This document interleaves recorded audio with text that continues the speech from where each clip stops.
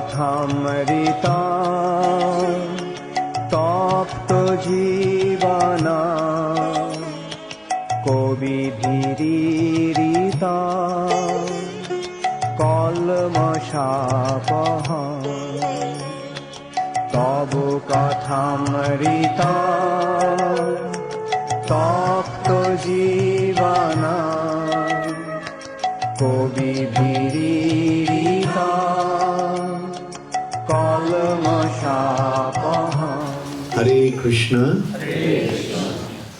So are you happy that Krishna got married to Rukmini Devi? So, and who is Rukmini? Rukmini is Mahalakshmi. Krishna is the Supreme Personality of Godhead and Rukmini is his eternal consort. And through all his wives, how many wives did Krishna have? Now mind you, for every single wife, every single queen, Krishna had a palace. So you can well imagine how big Dwarka was. At least Krishna alone had 16,108 palaces. And what to speak of other palaces that others had. And through each wife, each queen, Krishna had 10 children. They all were endowed with the similar potency that Krishna had. They all had the same qualities that Krishna had because they're Krishna's expansions. Krishna's children are Krishna's expansions. So, but Krishna's first child through Rukmini was Pradyumna. Now, we have seen time and time again that Krishna's pastimes are inconceivable. We generally think, oh, Krishna is the Supreme Personality of Godhead and everything will be so wonderful. But in Krishna's pastimes we see that things are not really that wonderful. Krishna's pastimes are actually wonderfully inconceivable. We can't understand why Krishna does that. But at least one understanding is there that through his pastimes Krishna teaches us a lesson. And one most important lesson is that difficulties may come, but don't get overwhelmed with difficulty. Can you imagine the difficulties that Krishna had? Difficulty that Krishna's parents had?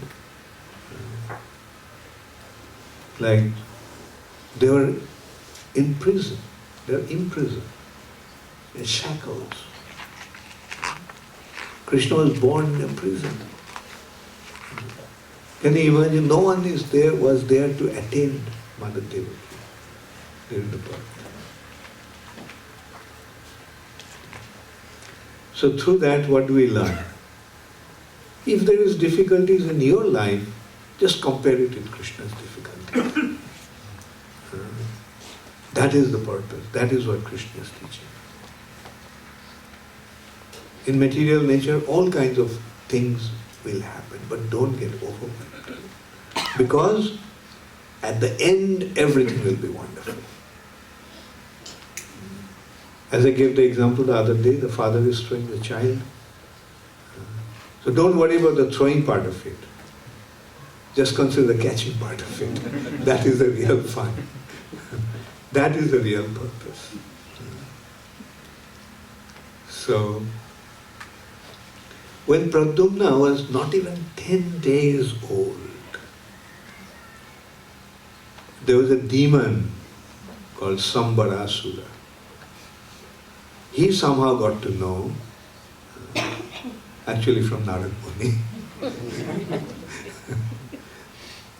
that Krishna's son, Pradyumna, will kill him.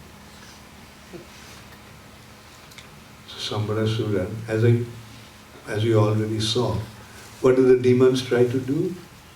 Demons try to avoid their death. They always consider how to avoid death. And the more demoniac they are, the more they go out of their way to stop that possibility. So Sambarasura was just waiting when Krishna's son would be born. And he stole the son. Pradyumna was stolen. And then Pradyumna, Sambarasura took this newborn baby and threw the baby in the ocean.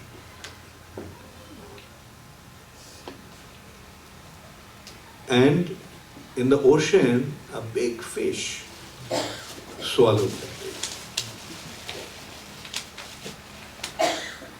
baby. That big fish was caught by a fisherman. And the fisherman, seeing this prize catch, decided that this should be given to the king. So he took the fish and gave it to Sambarasura. So Sambarasura called his head cook and said, okay, a very special fish, so you make some nice preparation out of that. So the head cook took the fish to the kitchen, and when he was cutting the fish's belly, generally they cut the fish from the belly onwards. And when he cut the belly, this baby came out from the belly of the fish. So now, who is this Pradyumna? Pradyumna is actually Kamdev, Madan. How many of you remember what happened to him? Madan has another name, Ananga. Ananga means? Anga means body, An means no body. This personality doesn't have a body. In English, he is known as Cupid. So this Ananga lost his body. You know how? How many of you know that? Okay. How many of you want to hear that? Okay. You know that Lord Shiva, when got the news that Sati, again another story. Sati was the daughter of Daksha. Daksha insulted Lord Shiva in front of Sati. So Sati could not tolerate to hear the blasphemy about her husband. So she left her body.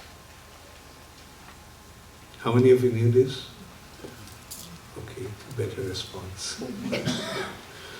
So, when Lord Shiva got the news, he actually picked up the body of Sati and started to dance what is known as Tandava Nritya, mad, wild dance.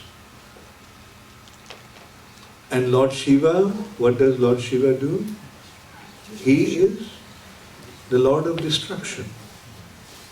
So when Lord Shiva dances, the whole creation is about to be destroyed. So the creation is about to be destroyed and Lord Shiva is in total rage and completely lost himself. He is dancing with Shati's body on his shoulder. So Brahma and other demigods went and approached Lord Krishna.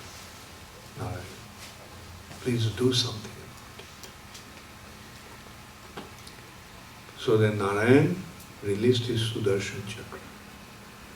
And Sudarshan Chakra started to cut the body of Sati. Her body was cut into 51 pieces.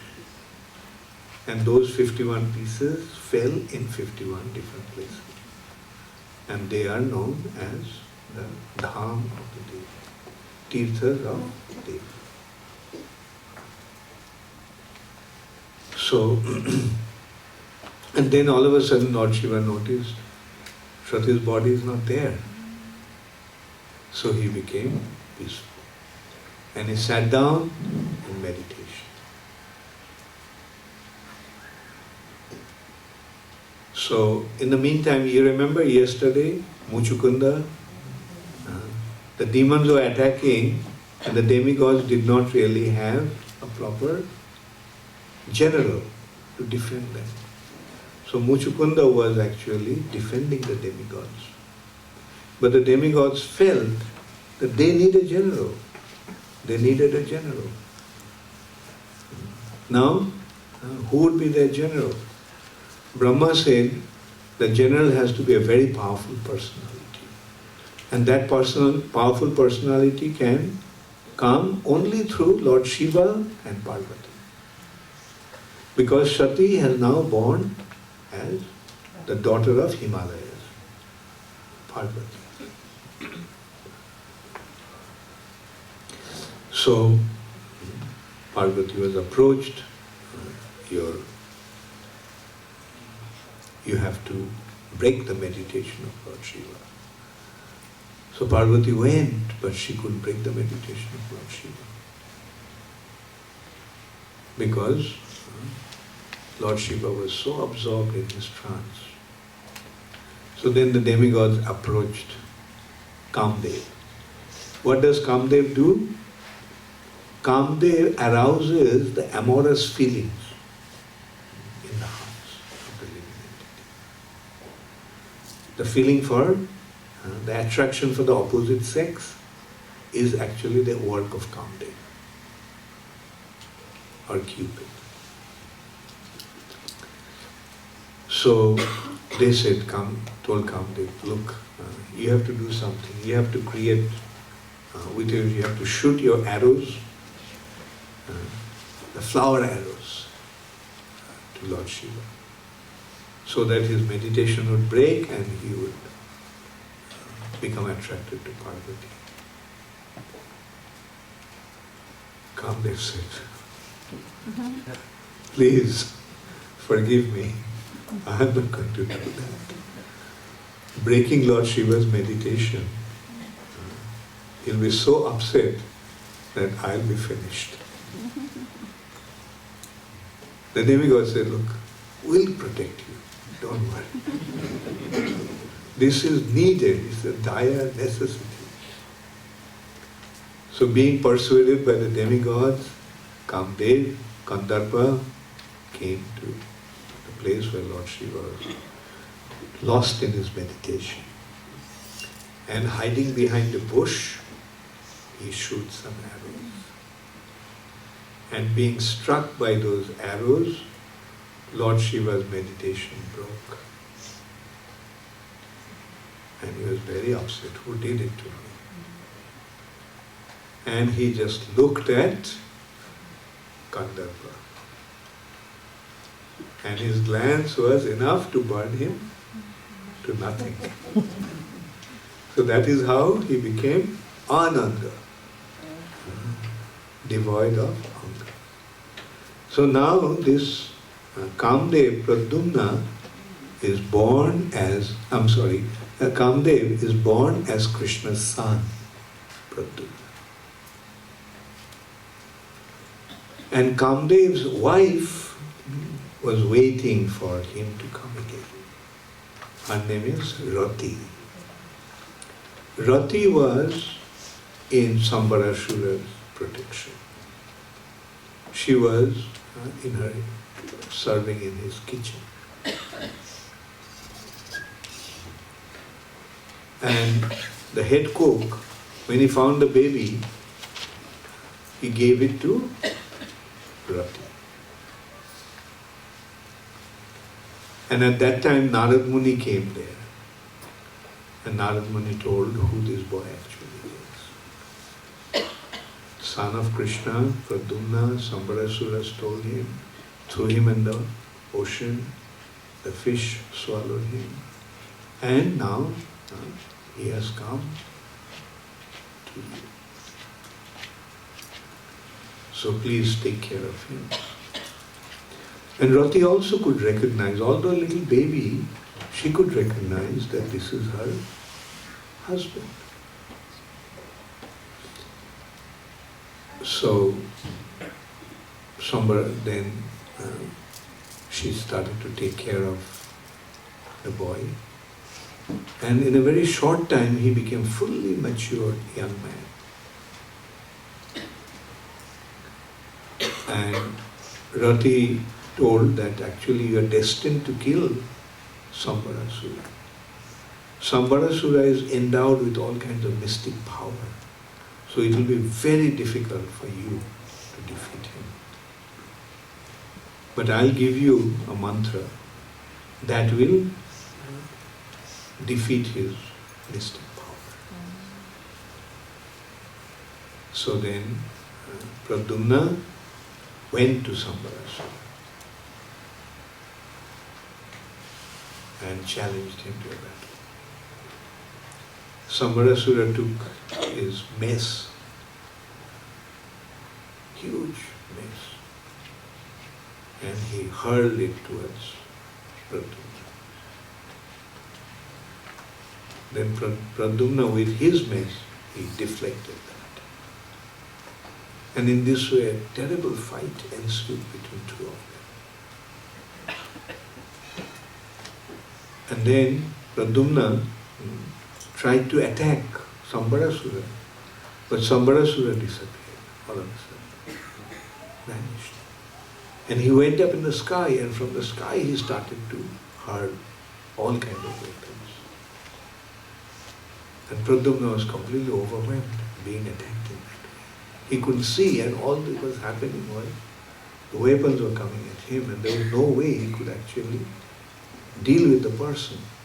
So he was deflecting those weapons, but it was becoming difficult. So Rati reminded that, remember that Mahamaya mantra. So when he started to chant this Mahamaya mantra, then Sambarasura's mystic power became ineffective, and he just appeared there. Pradyumna could see him. And with a sharp sword, he cut off Sambarasura's head.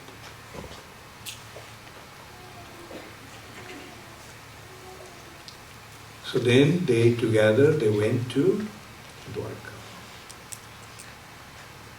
When Pradyumna arrived there, in the inner house, then seeing him, the queens thought Krishna came, because he looked exactly like Krishna.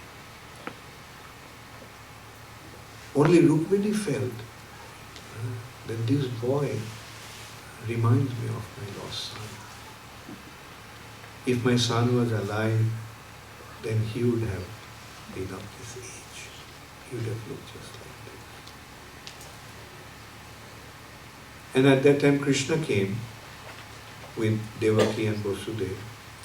And Krishna didn't say anything. Everybody was wondering, who is this? Krishna, although he knew, he didn't say anything. But at that time Narad Muni came, and Narad Muni disclosed the fact to them. So this is how Pradyumna returned to his father's palace. So this is how the story goes about Pradyumna, how he got married to Rati. Now another thing happened. Pradyumna had a son, his first, as I told, like Krishna had 10 sons, Pradyumna is the first one. So Pradyumna's first son was Aniruddha. And there was a terrible demon called Vanasura. Vanasura was a worshipper of Lord Shiva. And he won such favor of Lord Shiva that Lord Shiva's family was there, kind of attending Banasura. Like Kartik, Ganesh, and others. All the demigods were subservient to Banasura. He became so powerful. And Banasura actually the first son of Bali Maharaj. This is how, see, the line goes, as I was telling the other day. Not only the devotee's line or illustrious king's line, even the demon's line also is there. Like Brahma's son is Kashyap. Kashyap and Aditi's son is Hiranyakashipu. Hiranyakashipu's son is Prahlad. Prahlad's son is Virochan. Virochan's son is Bali. Bali's son is Banasura. Does it really sound like fairy tale? Which fairy tale will have such genealogical table? Like, does anybody know Cinderella's father's name? Does anybody know Superman's grandfather's name?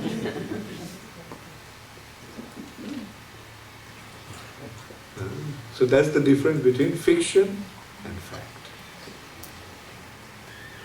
Do you know your father's name? Do you know your grandfather's name? And so forth, like every family in India has the genealogical table. So, Banasura was extremely powerful. And he was a great devotee of Lord Shiva. And as a result of that, Lord Shiva, actually at one time, Lord Shiva was dancing. And Banasura had 1,000 hands. With 1,000 hands, Banasura was playing 500 mridangas. So Lord Shiva became so pleased with him, he said, Banasura, tell me what you want. I'm very pleased with you. So Banasura said, you please protect my city. And as a result of that, Lord Shiva became obliged to protect Banasura's city, which is called Shonitpur. You know what is the meaning of the Sanskrit word Shonit? Shonit means blood. And Pur means city. The city of blood. So, and Lord Shiva was protecting that city with his whole family. Now Banasura had a daughter. Her name was Usha, an extremely beautiful princess. And one night Usha had an amorous dream about one person.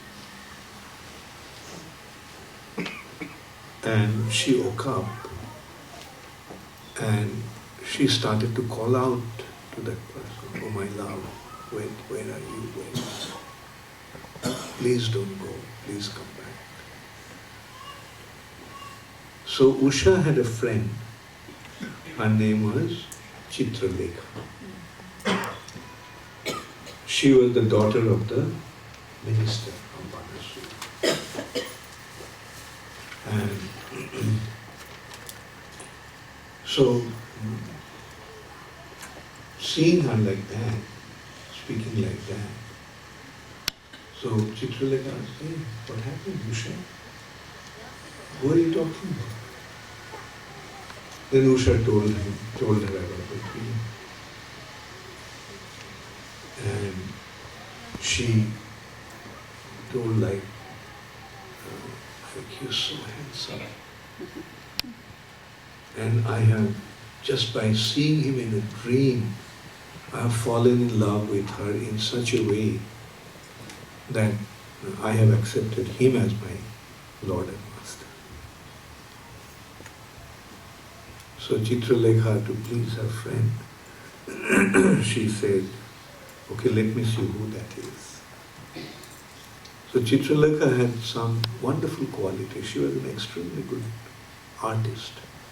So she started to paint different pictures of different illustrious personalities. Demigods, Gandharvas, Kinnaras, Daitas, Danavas, human beings. Is this the one? No. Is this the one? No. But then when Chitralekha showed Aniruddha's picture, Pradyumna's son, Usha's head dropped. She felt that her visible embarrassment just by seeing him made Chitralekha recognize, oh, this is Krishna's grandson. So Chitralekha said, okay, don't worry, I'll get him. So as I say, Chitralekha had various mystic powers. She could fly through the space. So she flew to Dwarka, entered into Aniruddha's bedroom, where he was fast asleep. And in his sleep, Chitralekha carried him to the palace of Banasura, to the inner chamber of Chitralekha, where no male is allowed. In that area, no male is not only allowed, but in that area, no man can even see this, or there is no touch of a male member, apart from a close family member, like the father. That also is vocation. So Aniruddha was brought, and Aniruddha also, meeting Usha, fell in love with her.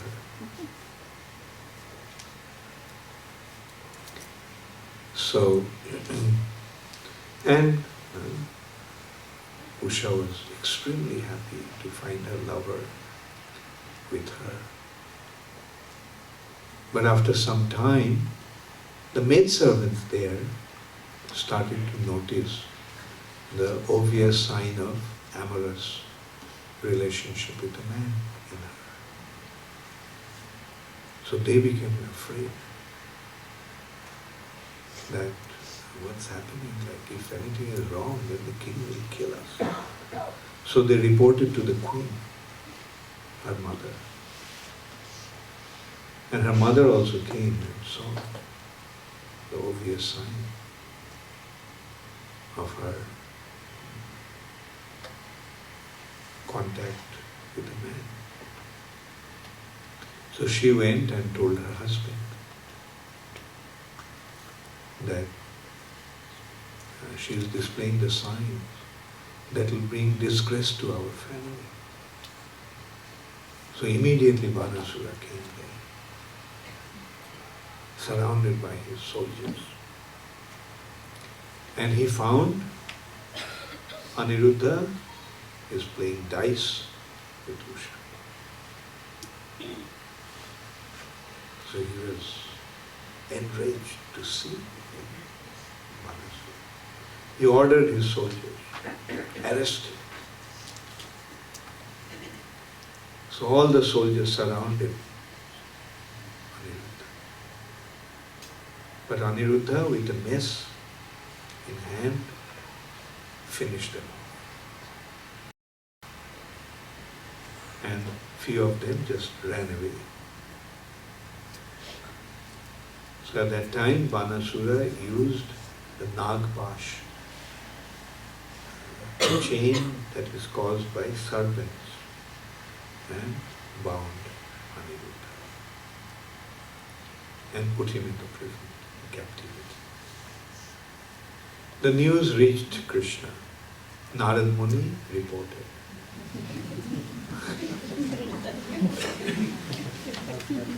And Upon hearing that, Krishna immediately, along with Balaram and other Jadus, they came to Sonitpur.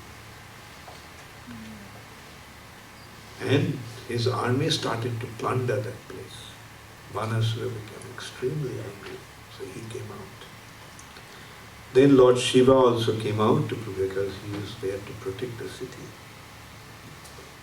So Lord Shiva with Kartik, they started to fight the Jadus. And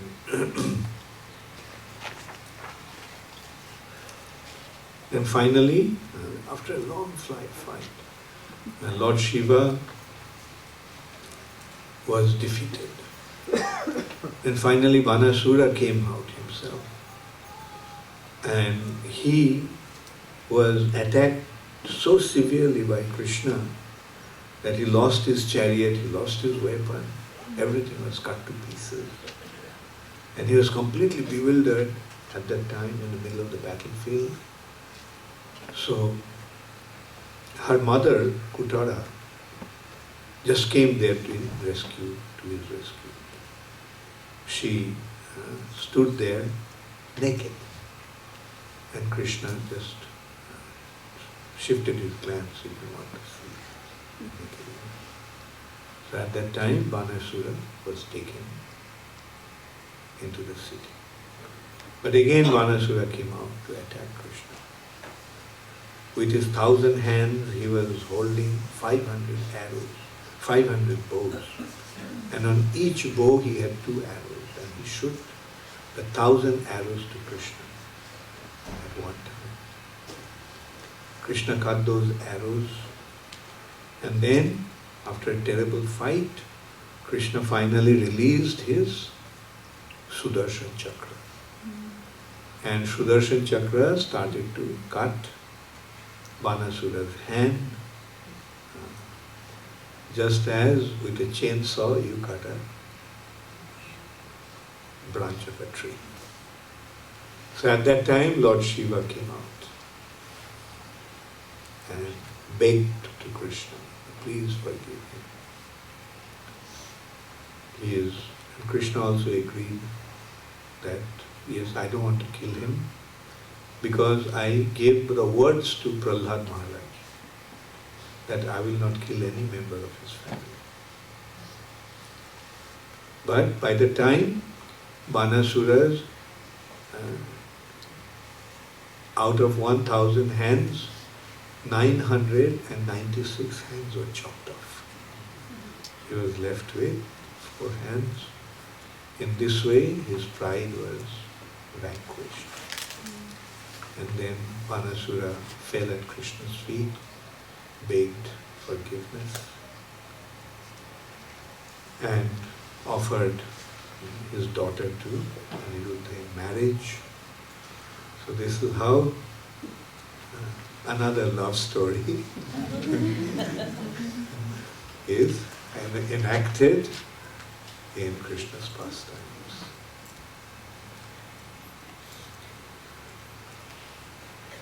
So, yeah, I told you that about Akshohini. Okay, I didn't. Does anybody have a calculator? Okay, 21,870 chariots. 21,870 chariots. 21,870 elephants. Now multiply 21,870 by 3. 65,000. Look at that. 65,000.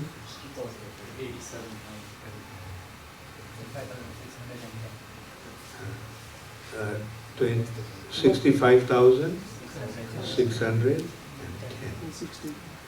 Then 21,870 multiplied by 5. 9,000, 90,000, I'm sorry, 111 something, yeah. 109,000, yeah. 109,000 something. Okay, so 21,870 chariots, 21,870 elephants, 65,610 cavalry soldiers, horse, and 109,000, whatever it is, infantry. So all together is one akshar.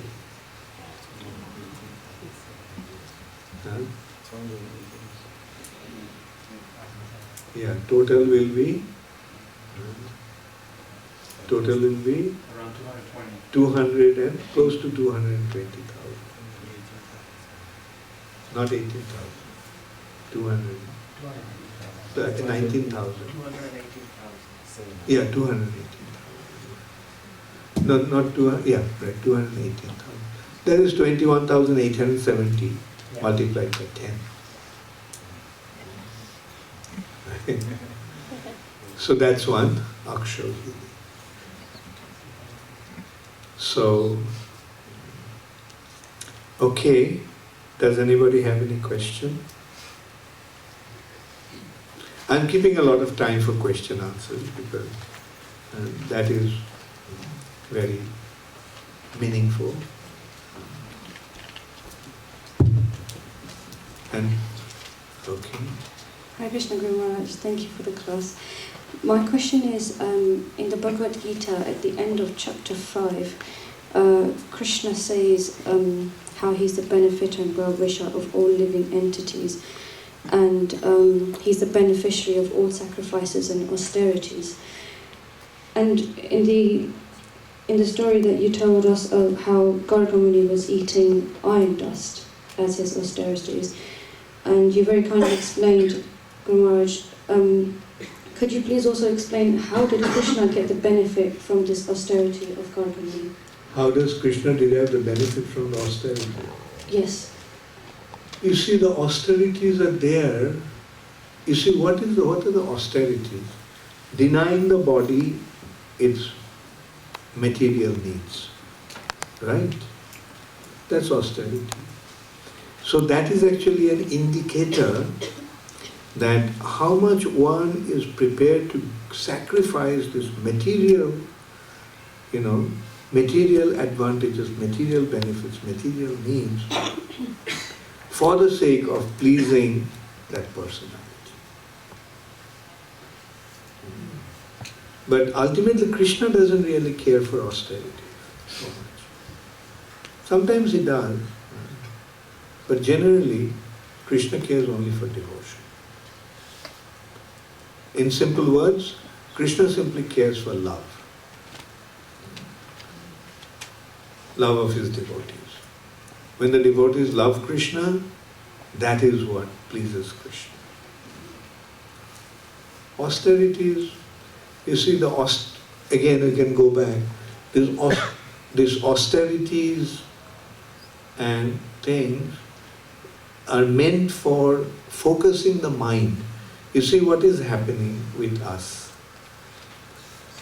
The consciousness is flowing through the mind, through the senses. That is our existence, material existence. Now, to withdraw them is done with the purpose to focus the consciousness into one point. The actual point is actually Krishna consciousness. Our main business is to withdraw the senses from the objects of the senses to be projected onto into the core of our hearts, onto Krishna. That is the main objective. But people do it for other purposes also. Like say, for example, for the sake of pleasing Lord Shiva. or for the sake of pleasing Brahma. They perform austerities. Like, for example, Hiranyakashipu performed austerities to please Brahma. Now, those austerities can generate only material benefit. But austerities for pleasing Krishna or being focused onto Krishna gives a spiritual benefit. That means relationship with Krishna. But those relationships generated from austerity is in the mellow of neutrality. But in neutrality there is no love actually. In neutrality there is awareness, but no love. Love needs reciprocation. And that reciprocation begins with servitorship. Like servants, one is loving Krishna. And it goes deeper than servitorship is friendship. Deeper than friendship is parental. Deeper than parental is conjugal. So in this conjugal relationship, Krishna becomes so impressed that Krishna says, I can't repay you. Na parayo. I cannot reciprocate. I cannot repay. Because what you have given me, what you have done for me, what you have gone through for me is beyond me to repay. So that is what Krishna actually is impressed with. So the point is, from the devotees or from the living entities, all Krishna wants is love. He doesn't want anything else. So austerities and penances is okay, fine.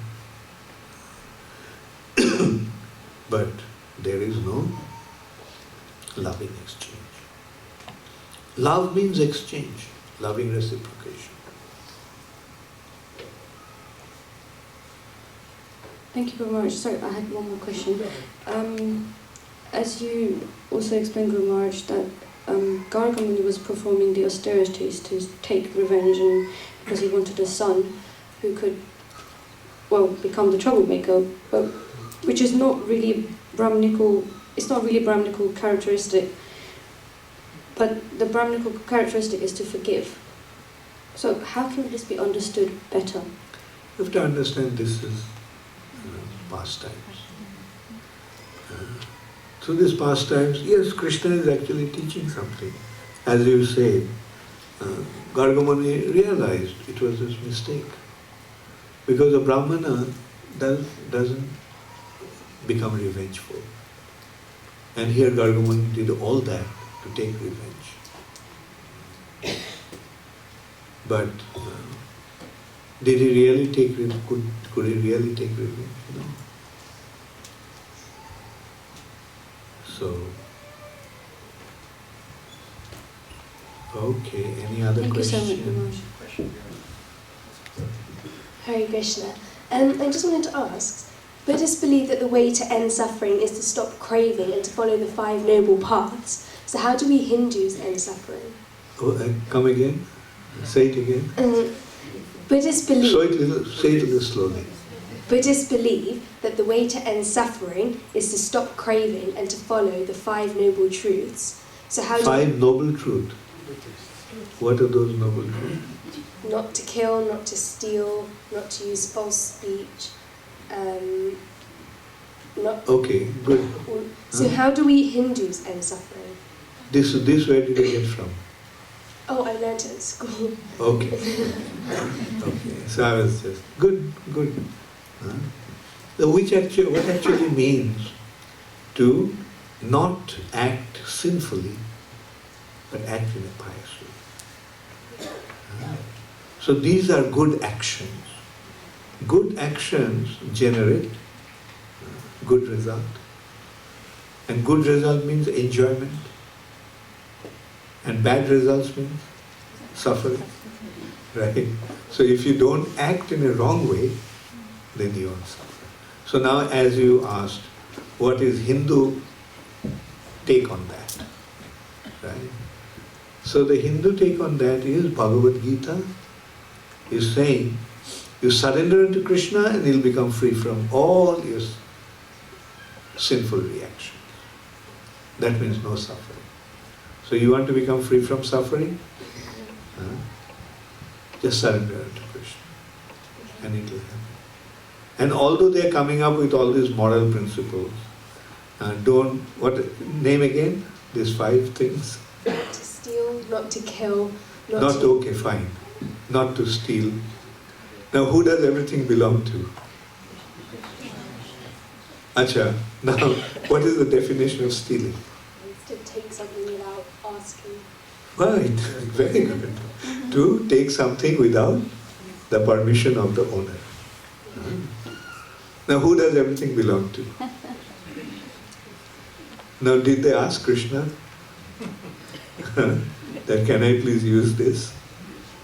Do they do that? So are they following them? Okay. They say not to kill.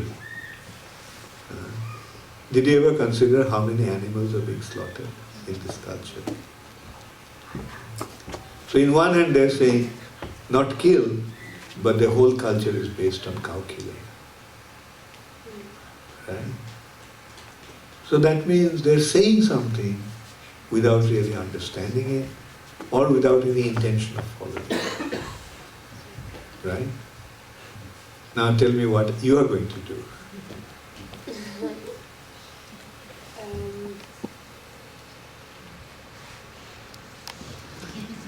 Okay, do you want to suffer? Surrender to Krishna. Huh? Surrender to Krishna. Very good. Very good. Thank you.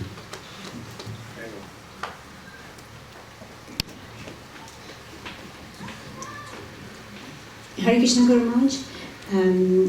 You were speaking earlier lunchtime about, and yesterday as well, about how we can commit to Krishna consciousness and preach to others, and how you gave the example Srila Prabhupada left home and did this, even though he had a family. So, as a family household, as a grihast, how can we do the preaching in the best way? Okay, can you leave home? Not at this stage. Not at this. Okay.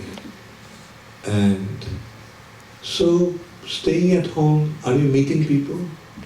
We have sanghas, preaching, book distribution, door to door sometimes. Very good. So keep doing that. And try to enhance it. Make it better. Always try to improve it. So that is how you do the preaching. Okay, thank you. And what I was about to say, you don't have to leave home. Thank you. Because, like, some have to leave home and some will. But that doesn't mean that everybody will have to leave home. Most of the people will be in household situation. Household situation means staying at home. And by staying at home, you can fulfill the responsibility. So that is what is needed. Right? Thank you, Guru Maharaj. Hare Krishna.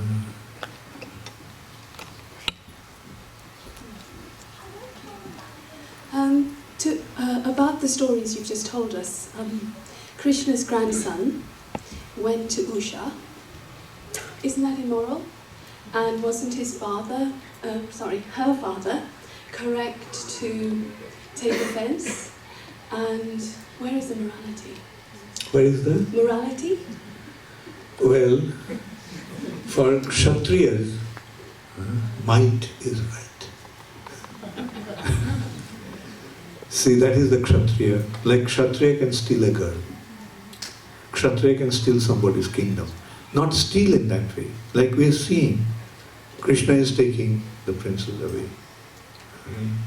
So here, you see, the Kshatriyas are given some sort of license, you can say. And that is given to them.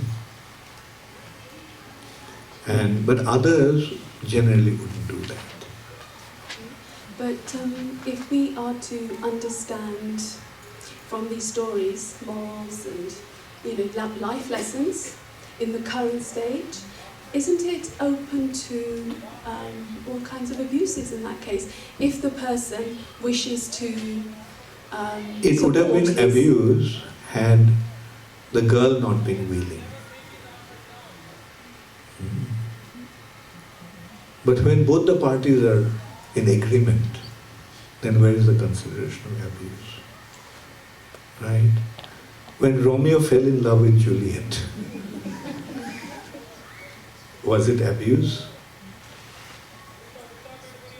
Okay, but I prefer to live my life in an honourable fashion, in a straightforward fashion. So should Usha not have gone to her parents and said, told them what was happening, and that could have avoided all the bloodshed?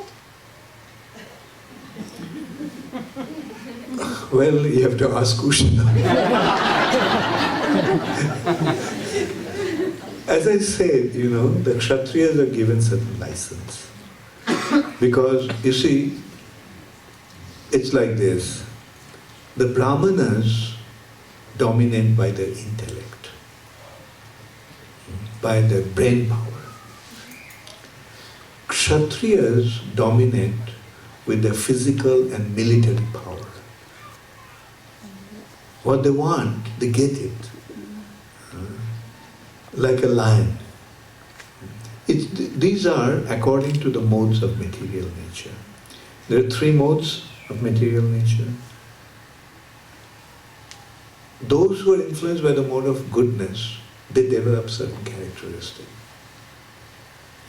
Those who are in the mode of passion, they develop some other kind of characteristic. Like for example, out of animals, the cows are in the mode of goodness. See how the cows behave. And a lion is in the mode of passion. So see the way the lion behaves. So the Vedic society is giving the freedom to act according to the modes, their natural modes or propensities that they developed. Propensities that they developed according to their modes. And that's why, in one hand, they are all out to enjoy. But at the same time, they are prepared to die. That's the Kshatriya's nature, influenced by the mode being influenced by the mode of passion. And they have the responsibility, okay, you want to enjoy, you have to protect. Like in one hand, you want to enjoy a princess, but at the same time, you have to protect the whole society. That is why it's called Kshatriya. Kshat means injury. Trayate means protect or give relief. Kshatat trayate iti kshatriya. He protects the society. See, the warriors of Kshatriya warriors, they were fearless. They were valiant. And for the sake of protecting the society, they would mind giving up their lives. So we have to see the total picture. And why didn't Usha do that? Probably she knew that her father will not approve. And besides that, probably she was so much in love, she didn't reason all that. When a young girl is in love, what happens? Does she reason? Love is blind. Probably she became blind too. Probably she did become blind. And here comes her friend. Don't worry. So, you see, the whole atmosphere was not really conducive to that kind of mentality. That's great. But my point still is that in the current stage, if people, current situation... No, current stage we can't do that. No, Right. but isn't that Because giving license? in current days, there is no room for Kshatriyas. There is no room for Kshatriyas. Democracy doesn't allow Kshatriyas. You know, in current days, who are the Kshatriyas? Mafias. And they are Kshatriyas. They're really Kshatriyas, but the society doesn't allow them. So the mafias, at least, you know, the early mafias, they had a very strict moral code. You submit to me, you pay the tax, and I'll protect you. Even at the cost of my life. That is the Kshatriya.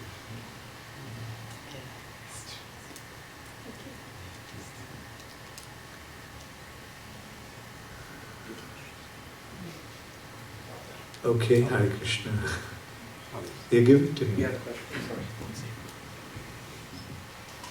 Hare Krishna Maharaj. The Lord's pastimes demonstrate that all the boons which demigods give to worshippers, you know, they all seem to sort of cause a lot of trouble. Why is that, and are our demigods unwise to some extent? Yeah.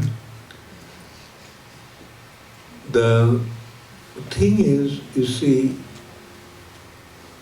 when they are not Krishna conscious, they end up causing trouble. This actually, okay, it'll come to that in the later part of Srimad Bhagavatam. A question actually came up. Parikshit Maharaj asked, Krishna possesses everything. He is the most opulent. But how come Krishna's devotees are poor? Whereas Lord Shiva doesn't possess anything. He doesn't have a place to stay. He doesn't even have clothes to wear. He is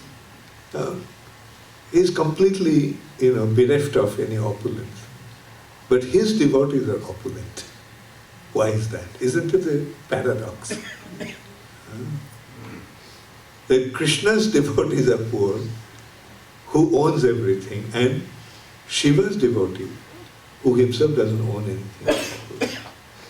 So, in that respect, Shukdev Goswami gave the example. He explained that Krishna's devotees don't want anything.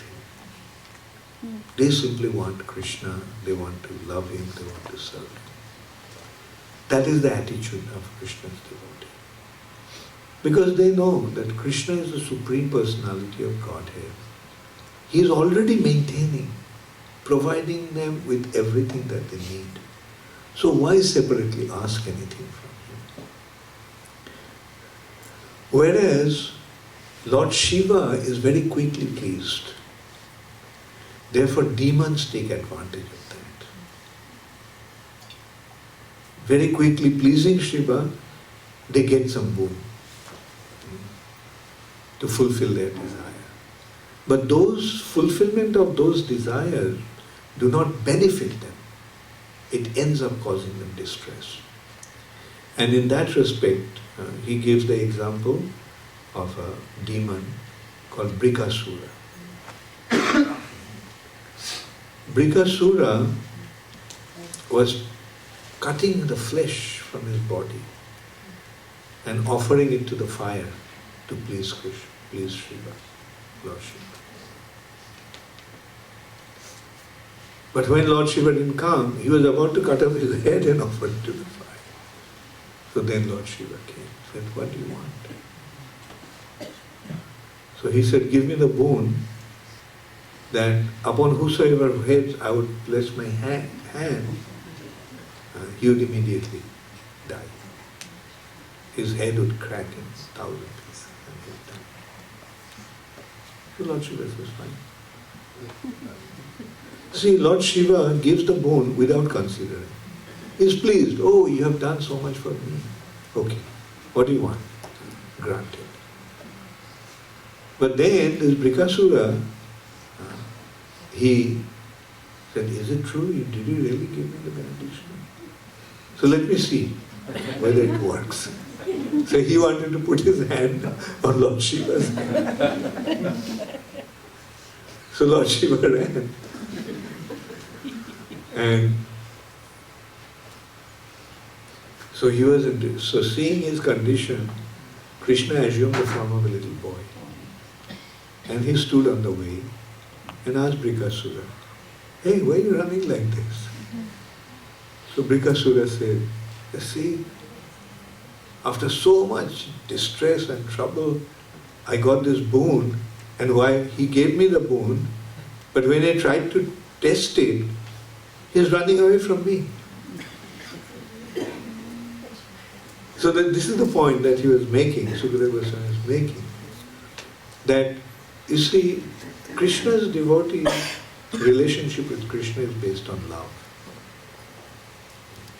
Whereas Lord Shiva's so-called devotees, they simply want their desires fulfilled, their mission, their desire fulfilled. And for that, after getting the boon, they don't mind even to destroy Lord Shiva.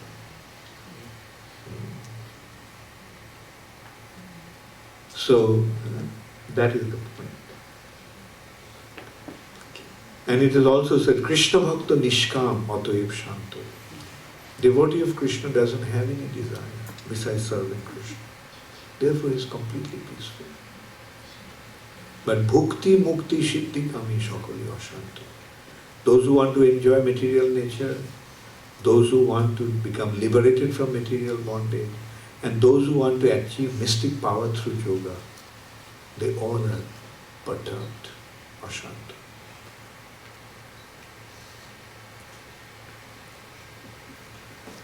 Okay. Two more questions. Krishna Kumar. This is kind of like a follow-on question from Prabhu's, because I also was thinking about this. The statement is generally made how the devotees of Krishna are poor, and then the devotees of Shiva. Okay, I didn't, that point also I didn't complete. Devotees of Krishna are not poor. You see, not to have any desire and not having something are two different things. Right?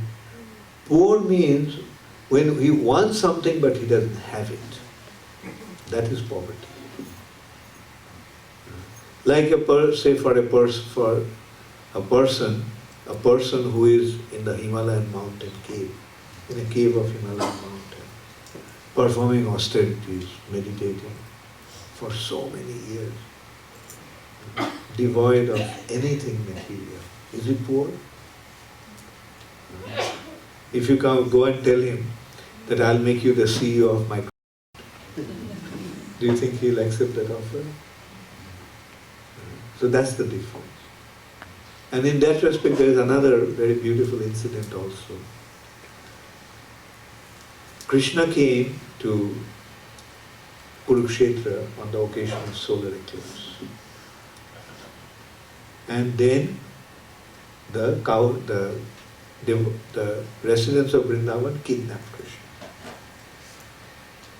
So the news reached Dwarka. And Rukmini Devi was furious that they dared to kidnap the prince.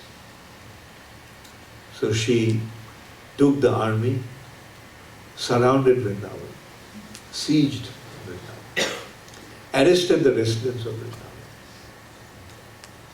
And now she is going to punish them for this crime of kidnapping the prince. As it is, kidnapping is a big crime. And kidnapping the prince, can you imagine what kind of crime it is? What kind of offense it is? So they would be punished, and so the judgment has to be there. So the public prosecutor is Narad Muni. And defense lawyer is Lalita Devi.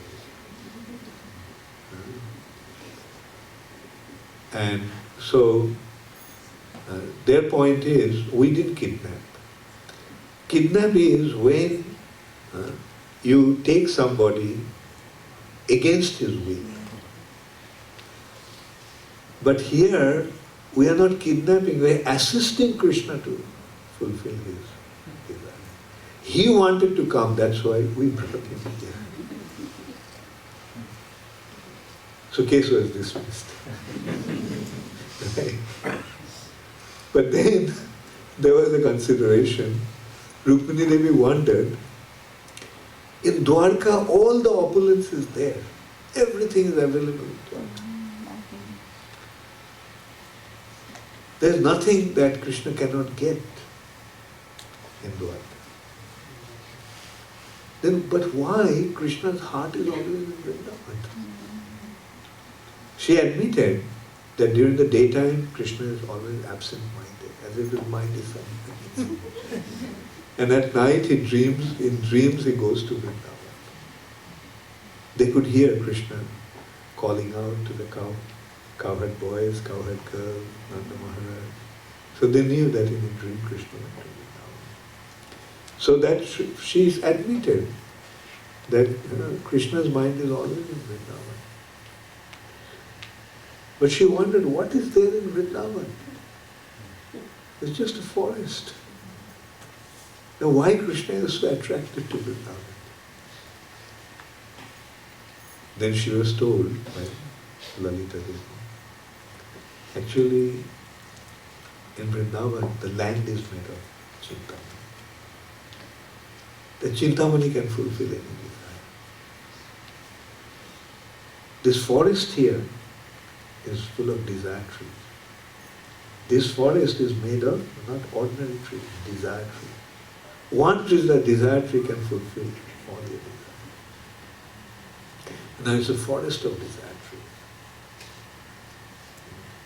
The cows here that Krishna, that are there in Vrindavan, they're all Surabhi cows. One Surabhi cow can fulfill all desires. So, residents of Vrindavan could get whatever they wanted.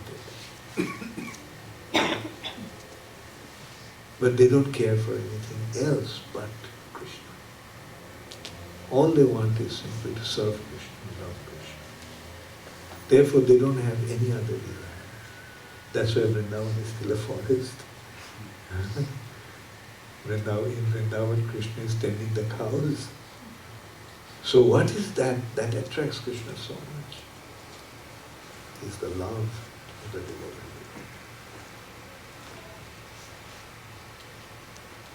And Krishna, although he is self-satisfied, Krishna is Atmaram. He doesn't need anything to enjoy. But Krishna needs one thing. Krishna is hungry, Krishna is craving for one thing. That is love. That you have to get from your lover. Can you get love from within yourself? No. To love, it has to be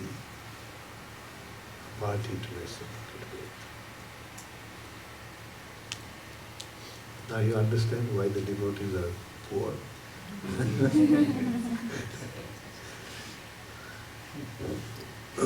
Ravishar?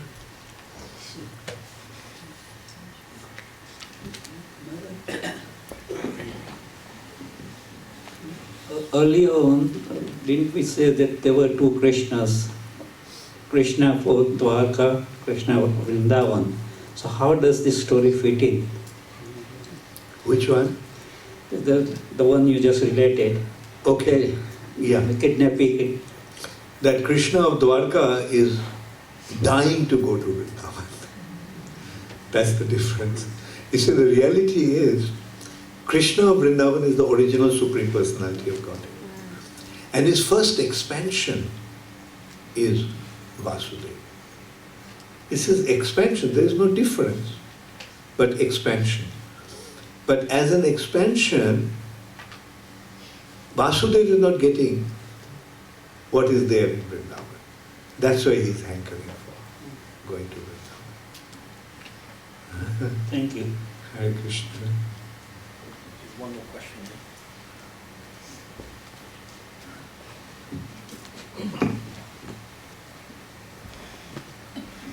Sorry very much for so many questions. This is a question from another devotee. Why not Rukmini Devi next to Krishna? Why doesn't Rukmini? Why isn't Rukmini Devi next to Krishna? Why is Radharani next to Krishna? Yeah, I think I answered it this morning. The answer to that is, in Vrindavan, emotion is prominent. Whereas in Dwarka, intelligence is prominent.